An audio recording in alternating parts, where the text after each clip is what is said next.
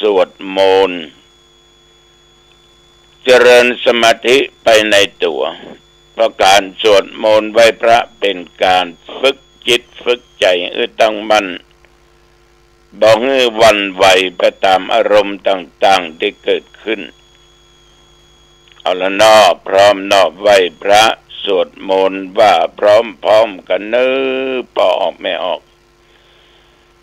อะระหังสัมมาสัมพุทโธภควาพุทธังภวันตังอภิวาเทมิสวากขาโตภควตาธัมโมธัมมังนัมมัสสามิสุปฏิปันโนภควโตสาวกสังโฆสังฆังนัมมามินะโมตัสสะภะคะวะโตอะระหะโตสัมมาสัมพุทธัสสะนะโมตัสสะภะคะวะโตอะระหะโตสัมมาสัมพุทธัสสะ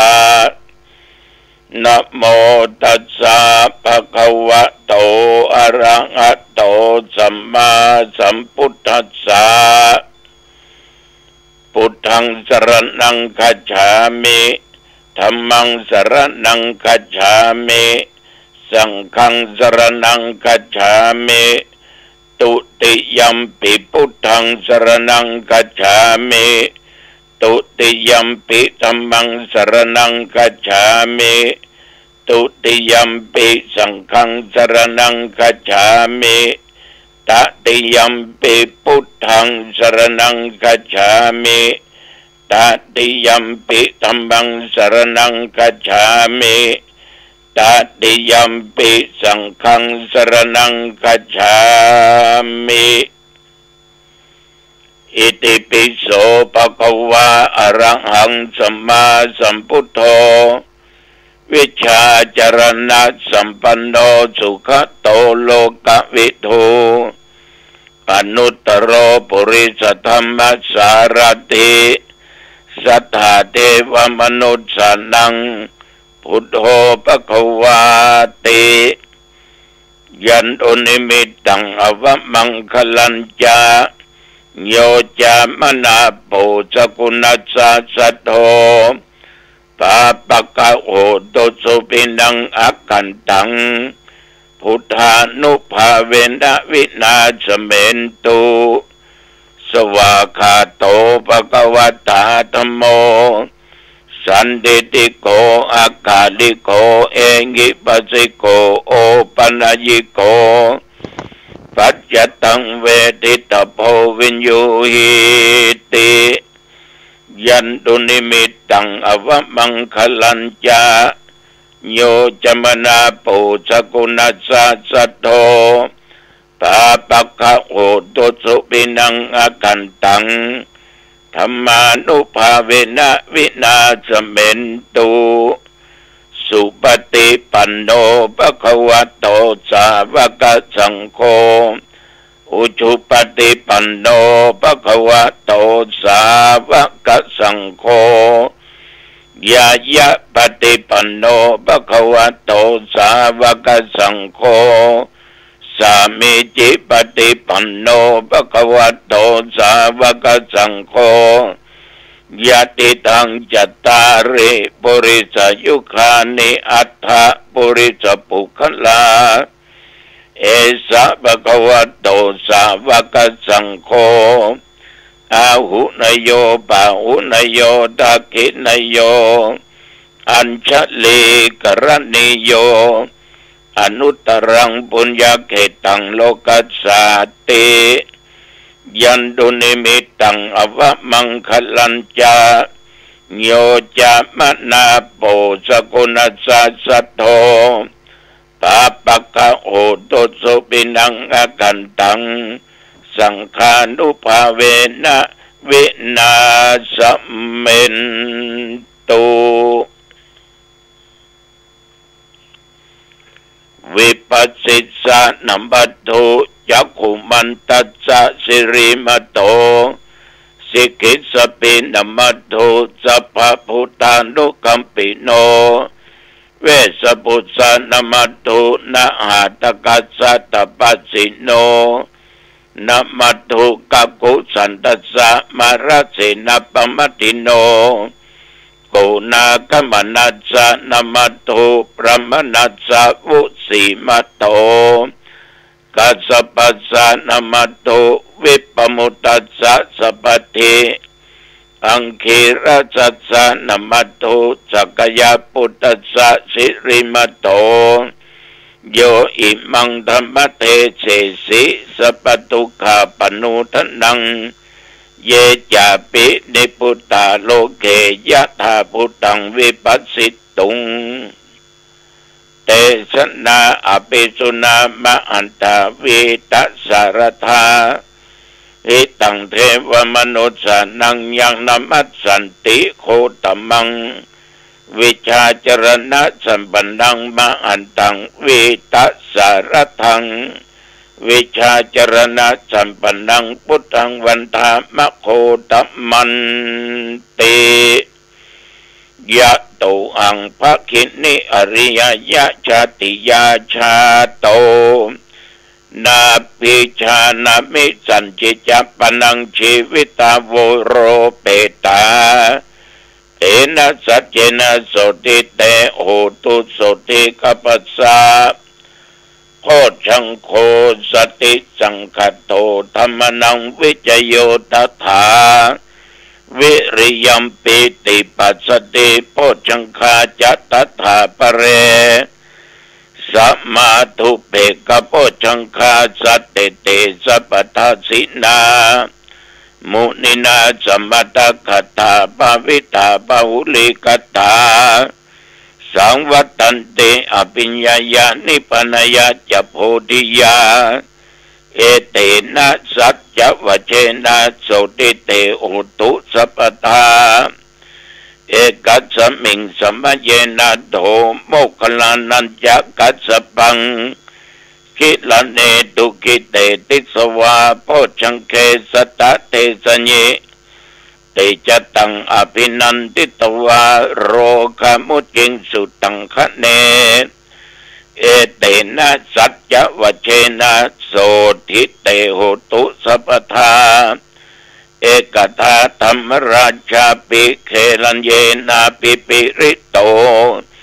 จุนดาเทเรนัตัญเยวะพนาเปตวานะสาทรังสัมโมติตวาจะอาปตาตัมหาพุทธาสิธานโสเอเตนะสัจจวเจนะโสติเตโอตุสัพพทาบาอิงนาเตจะอาปทาตินนันนปิมะหิสินังมัคคะอัตตะกิเลสาวะปัตตานุปติธรรมตังเอเตนะสัจจวเชนะโสติเตโหตุสัพพทาภวตุสัพพมังคลัง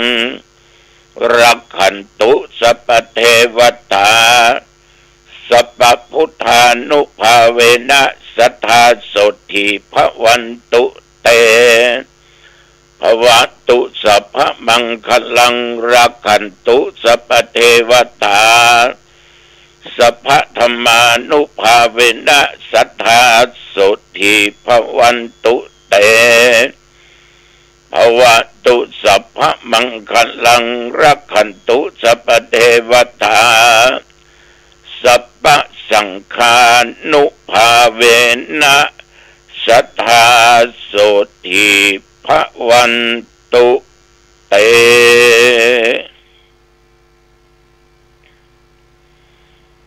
โดยพุทธานุภาพ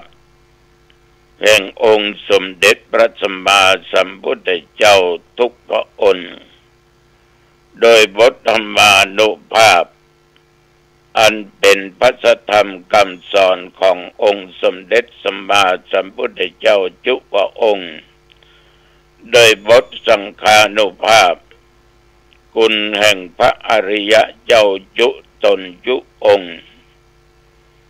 บทสาธยายมนต์อันศักดิ์สิทธิ์โดยจิตอันตั้งมั่นไม่หวั่นไหวไปตามอารมณ์อาตมาขอถวายเป็นพระพรชัยมงคลแด่สมเด็จพระเจ้าลูกเธอเจ้าฟ้าพัชรกิติยาภาหรือพระองค์ภาขอพระองค์ได้ทรงหายจากอาการประประชวรการเจ็บไข้ได้ป่วยเมื่อยล้าของหายมีพระสุขภาพพลามัยอันแข็งแรงดุจดังเดิมขอพระองค์จงทรงมีพระชนมายุยิ่งยืนนานได้120 พระพรรษายิ่งขึ้นไปขอถวายพระพรกรมอุตุบอกไว้ว่าระยะนี้พายุโซนร้อนได้กระหน่ำเข้ามาละถึงหมู่เฮาทั้งหลายทั้งภาคเหนือเกิดมีฝนตกลูกเห็บตกเกิดเป็นลมเป็นอย่างมานักทุกอำเภอว่าแม่อายว่าเมืองฝางว่าชัยประการแม่แตงแจงดาวในเมืองแม่ริมเนี่ยฝนตกกู้อำเภออ่างดงก็ไม่รอดน้องตองก็เจอมหาบัลเล่นตะวาวันซืนเต้นได้แปลงนอกจนบรรล้มญาติโยมท่านทั้งหลายฝนเหล่านี้มันก็ถึงการเวลาเมื่อเราบ่ต้องการมันก็ตกเราต้องการมันก็มีค่อยใดมันเป็นภัยธรรมชาติมีภัยสามารถจะกั้นขวางมันได้และมีภัยสามารถร้องเรียนมันได้ตกแล้วโอ้ยตกแล้วพืชผลต่างๆเหี่ยวแห้งหมดแล้วนะจะตายแล้วนะดินพอแตกกันแน่ตกแล้วมันก็บ่ตกสาธุจะไปตกเน้อก็ได้ผักกาดกะต้นหอมกะพืชผลต่างๆมันจะเสียนะลงมาบะ เหลือกำแล้วเนี่ยผลเนี่ยไฟธรรมชาติเนี่ยจะฝ่าฝืนมันตึมได้พอออกไม่ออกจะไปแก่เน้อหนังกูจะไปเหี่ยวเน้อเขี้ยวกูจะไปร่อนจะไปเจ็บเน้อแข้งขาหลังเอวกูจะไปเจ็บจะไปปวดเน้อหัวเข่ากูจะไปปวดมันไม่ใช่เข้ามึงมันเข้ากูโลนั่นเป็นธรรมชาติของสรีระร่างกายบางเจ็บมันก็เจ็บบางแก่มันก็แก่บางตายมันก็ตึงตายถึงจะเอาเงินไปกองอกหยกเต้าม่อนดอยนะมันก็ตึงจะตายพ่อแม่พี่น้องญาติโยมท่านผู้ฟังนับตั้งแต่เมื่อตะวันวามาจนถึงปัจจุบันเดี๋ยวนี้วัดหนองตองใกล้เคียงใต้เหนือตกออกตะว่าบ่มีฝนตกแต่มีลมมันน้อยนึกว่าจะลงไงละกายนะมันลงเอาแต่ว่าฉันเข้างายเรียบร้อยแล้วก็ได้ออกไปกลางตง ไปที่สร้างวิหารศาลากุฏิเวชกุฏิห้องน้ำที่จะทานวันที่20 เมษายนพุทธศักราช 2568แต่ว่าก็ให้ญาติโยมมาช่วยกันดึงเต้นกลางเต้นเข้าสู่ภาวะปกติ มันจะเหลือคนไปได้จะได้ เพิ่นยังขึ้นไปโลกพระจันทร์พุ่นเนาะพอออกไม่ออกอันยังก็จ้างเถอะมันถึงว่าเหลือคนไปได้ถ้าคนจะทำนะจะทำเมื่อมันดีเหมือนเก่าเหมือนเดิมมันก็ถึงได้ถ้าคนบ่ทำมันรู้ก็ไปมันรู้ไปเสียก็มันเสียไปขี้ค้านไม่ยะบ่ทำมันก็รู้ไปติ๊กคนเอานี่จะทำชั่วจะทำดีก็อยู่ที่คนอยู่ที่ตัวไผ่ตัวมันก็ไปนั่งพ่อญาติโยมทำกันจะหลายคนสัก10 ปลายคำเดียวกันแล้วล่ะวันนี้ก็จะออกไปกันแทนก็ดีแต่ว่านี้ญาติโยมก็ได้มีแม่ออกมากระทำบุญถวายก้าน้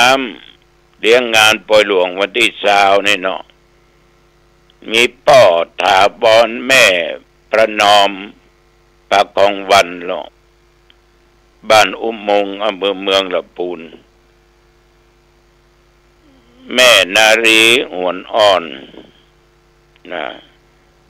ก็บ้านอุโมงค์ลำพูนนะต่างคนก็มีจิตเป็นกุศลฟังกัธรรมะจากตุเจ้าวันนี้ก็พาลูกสาวมาส่งมาพอดตัวให้เขามา ธรรมทานคน500 กล่องบุญ500 กล่องบุญขออนุโมทนาเน้อแม่นาลีนี่ยังกึดตึงคนที่จากไปพ่อวิทากาแม่วิติปกาเนาะพ่อสิงคำกาเสกสรรกา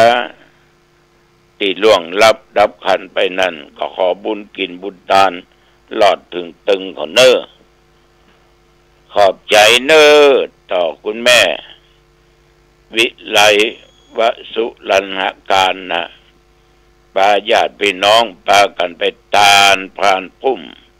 เครื่องใบสีต่างๆ3 พานใหญ่ 15,000 ของบุญโอ้งามเนาะขอบคุณนักเน้อขอบคุณหลายๆเพื่อบูชาพระพุทธพระธรรมพระสงฆ์ฉันเบนที่นอกญาติโยมก็พอเปิ้นช่วยกันจัดช่วยกันทำนั่นนะวันนี้ก็จะออกไปแถมค่ำมืดมาอาบน้ำอาบท่าแต่งเนื้อแต่งตัวหัวมได้หวีแป้งมาได้ตา ปล่อยธรรมชาติ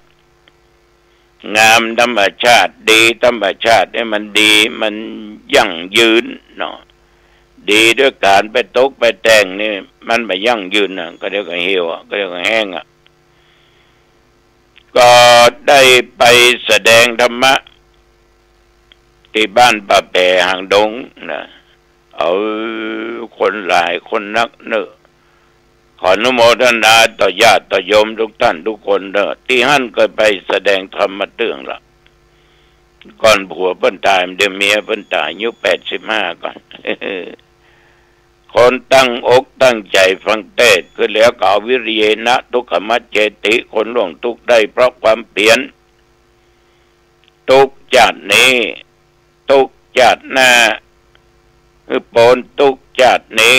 ผลทุกชาติหน้าความสุขชาตินี้ต้องมั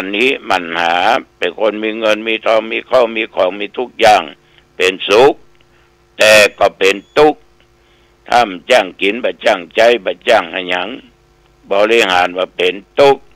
ถ้าขาดศีลขาดธรรมผิดกฎหมายบ้านเมืองก็ยิ่งทุกข์หนักไปอยู่ในคุกในตารางปุ่นเพราะยะยังบ่ถูกตามทำนองคลองธรรมคนเอานี่นะญาติโยมทัญญะยังเนี่ยบ่มีธรรมะบ่มีสัจจะบ่มีความจริงใจต่อตัวเองเนี่ยมันถึงไปบ่รอดบางคนนี่จะบัญญัติละบ่ทำละมันบ่ดีกลัวบาปกลัวกรรมกลัวตัวเองเดือดร้อนกลัวความหายนะจะเกิดขึ้นถ้าข้าทำขอเป็นอย่างนั้นอย่างอย่าแจ้งตัวเก่าหรอกการที่เรามีความสัตย์ความจริงเนี่ยญาติโยมอยู่ในจิตในใจนะ ลั่นออกมาทางปากเป็นคำสัตย์มันเป็นวาจาคำอู้ที่ดีและจริงบ่จุบ่หลอกบ่ลวงไผบ่มีเล่ห์เหลี่ยมใดๆทั้งสิ้นเหมือนกับตุเจ้าครูบาอาจารย์อย่างกับญาติกับโยมบ่มีเล่ห์บ่มีเหลี่ยมบ่จุบ่หลอกบ่ล้มกันอาตมาก็ชอบซื่อๆตรงๆนะเรื่องเขาจะมาทำบุญจะมากินมาทานก็เป็นเรื่องในจิตใจของแต่ละคนทำดีทำชั่วเอาบังคับไผบ่ได้มันเป็นความคิดของแต่ละบุคคลถ้าคิดดีมันก็ดีคิดบ่ดีมันก็บ่ดีคำคำจาก็อย่างเดียวกันเชื่อแต่เชื่อนักก็ตึมได้ตึมหลายว่าเป็นคนเจ้าว่าเป็นตุเจ้าว่าเป็นคนบ้านฉะนั้นญาติโยมกรรมสัตว์เนี่ยเปิ้นก็มีบาลีรับรองสัจจังเวอมัตตาวาจาความสัตย์แลเป็นวาจาบัดตายวาจาที่ดีและที่จริงที่แท้นะญาติโยมมันบ่ย้ายมันบ่แปรผันไปเป็นอย่างอื่นกรรมใดกรรมนั้นไปก็ว่าไปบ่ไปก็ไปทำคือทำบ่ทำก็คือบ่ทำกินคือกินบ่กินก็คือว่าบ่กินแต่ว่าต้องเป็นสิ่งที่ดีบ่ย้ายบ่แปรผันเปลี่ยนแปลงใดๆอย่างออกมาประกอบไปด้วยประโยชน์บุคคลเอาเนี่ยว่าหญิงว่าชายญาติโยมเมื่อประพฤติตามคำคำจาก็ย่อมพบแต่ความสุขเพราะถึงว่าความสัตย์มันเป็นวาจาที่ปฏิบัติความสัตย์มันเป็นวาจาที่ปรากฏอยู่กับโลกกับจิตกับใจทั้งต่อตัวเองคนอื่นมันมีการเปลี่ยนแปลงหรือตายจากไปได้ถึงว่าร่างกายนั้นจะล่วงลับดับขันตายไปแล้วมันก็ยังตายญาติโยมคนที่อยู่ตั้งหลังจะเล่าขานกันไว้ป่อคนนี้แม่คนนี้ตุเจ้าตัวนี้เป็นแต่เป็นแต่นะแต่เป็นแต่บ่เคยจุบ่เคยหลอกบ่เคยลวงไผยังฟังในจิตในใจตายได้เป็นโมกี้10 ปีพอจะเป็น100 ปีก็ยังเล่าขานอยู่เหมือนวาจาของครูบาเจ้าศรีวิจัยวาจาศักดิ์สิทธิ์ญาติโยมแต่ยุคสังคมปัจจุบันนี่คนเฮานี่มันเชื่อง่ายนะเปิ้นมาจุมาหลอกมาลวงปรากฏถึงมีข่าวอยู่ตลอดมันก็ยังหลงอยู่นะมันก็แปลกเพราะได้ญาติโยมเพราะคนมันอยากจะโรยมันอยากจะได้อันนั้นอยากจะได้อันนี้อยากจะได้ยศถาบรรดาศักดิ์ตำแหน่งหน้าที่อยากจะได้เงินได้ทองมันได้นักเนี่ยเป็นชวนไปลงทุนเนี่ยคุณลงทุนเท่านี้จะได้กำไรปันผลเดือนหนึ่งได้เท่านั้นโตเป็นตามมาละใครได้มันไปมีที่ไหนลงทุนไปทางอันจะได้มากอย่างอันนักอย่างอันฉะนั้นญาติโยมความสัตย์เนี่ยมันเป็นสิ่งบัดตายไปจากโลกนี้ยังปรากฏว่าเป็นประโยชน์และเกื้อกูลและความสุขแก่มวลมนุษย์ทั้งหลายต่อไปในโลกเมื่อก่อนเป็นความจริงอย่างใดมาปัจจุบันก็เป็นความจริงอยู่อย่างนั้นอย่างพระพุทธเจ้าเนี่ยท่านได้บอกไว้ก่อนนิพพานว่าสัจจะความจริงใจต่อตัวเองอย่างหนึ่งอันนี้ก็หมายความว่าได้แก่การตั้งสัจจะปฏิญาณตนในการปฏิบัติหน้าที่การงานของตนมีความมุ่งมั่นจะต้องปฏิบัติงานสำเร็จและความจริงใจต่อคนอื่นอันนี้ก็อีกอย่างหนึ่ง เหมือนกับเปิ้นจะทำการทำงานอย่างเหมือนคณะรัฐบาลจะต้องกำสัตย์สาบานปฏิญาณตนเนี่ยวัดพระแก้วเนาะต่อสิ่งนั้นต่อสิ่งนี้กล่าวกำสัตย์กันสาบานกันเนี่ยระบธรรมตามก็มีเป็นไปต่างๆนานาทุกยุคทุกสมัยทีนี้กำสัตย์ต่อคนอื่นก็ได้แก่คำมั่นสัญญาหรือปฏิบัติต่อคนอื่นด้วยความซื่อสัตย์สุจริตข้าพเจ้าได้ทำการทำงานอยู่ในตำแหน่งนี้ข้าพเจ้าจะทำนั้นจะทำนี้เมื่อได้เป็นแล้วก็ทำไปตามที่ตัวเองได้ได้จ่าได้กำสัตย์มาเป็นคนเลาะและปฏิบัติหน้าที่การงานด้วยความสุจริตต่อหน้าที่ของตัวเองต่อเวลาความสัตย์ในญาติโยมมันเป็นสิ่งที่บัดตายนะบางคนเป็นคนขี้จุขี้หลอกขี้ลวงอย่างอันอย่างนี้แต่แปลกคนเหล่านี้ยังเชื่อกันอยู่อันนี้ตุเจ้าวัดหนองตองฝากไว้เนอะฝากไว้ลองนำไปคิดเนอะอย่าลืมวันที่20 เมษายน 2568ทุกเจ้าตัวนี้จะทานวิหารศาลากุฏิเวชกุฏิเนอะวันที่20 เมษายนนี่นะใกล้จะถึงนี่นะปีใหม่แล้วไม่เนอะเจิญเนอะพากันไปเนอะญาติโยมในที่สุดขอความผาสุกความเจริญในธรรมจงบังเกิดมีแก่ญาติแก่โยมท่านผู้ฟังทั้งหลายอายุวันโนสุขังพลังพบกันใหม่โอกาสหน้า